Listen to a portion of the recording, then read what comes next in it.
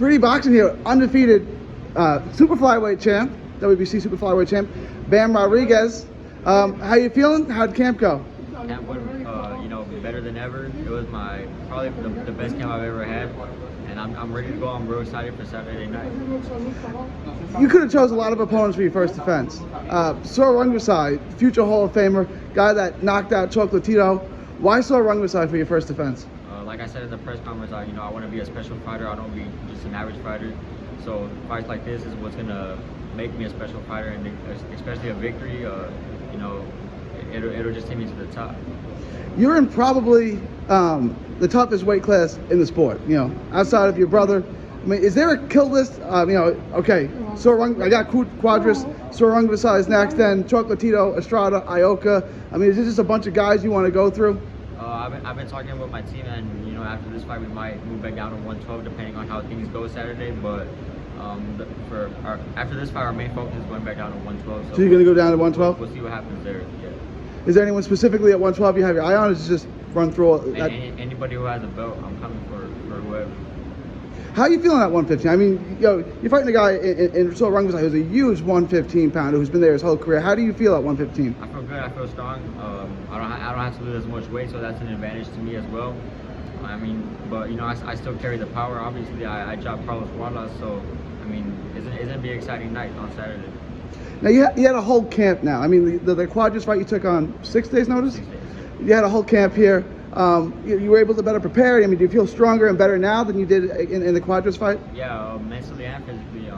It was a quick opportunity that presented us on the 6 days. So, it was kind of fast how everything happened. But for this fight, we had 2 months in camp, so yeah, we're more than ready for whatever. Now, you're making your first title defense in San Antonio, in front of your hometown fans.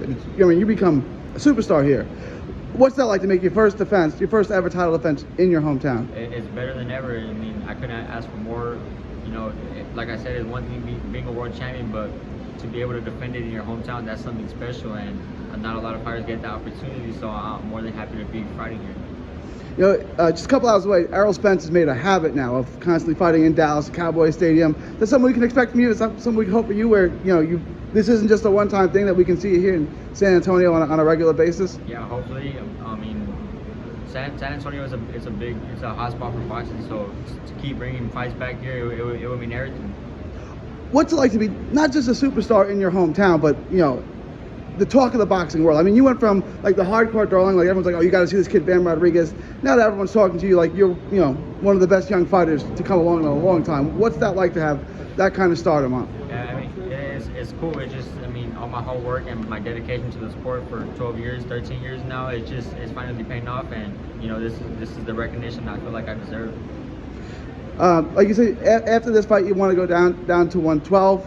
I mean, long term, what's the goal here? I mean, how far do you think you can go, and how many, how high can you go? Is 115 as big as you can go? Robert Garcia said maybe 118. How many divisions do you think you can realistically fight in? By the end of my career, I believe I'll be like a 126, 130 pounder, and I feel like I have the skills, and I'm only 22 years old, so I'm gonna keep growing, boxing wise and body wise. So I feel like I can pick up titles in each of those weight classes up to 130. I wanted to ask you as well, Rick Medina, someone you know really well, is fighting on your undercard. How's he gonna do? He's gonna do good, man. I grew up with Rick. His father's actually the one that started me and my brother training at San Fernando Boxing Gym.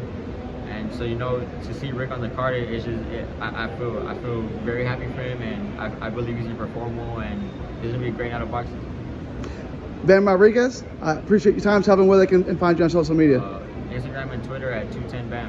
God bless you. Thank you.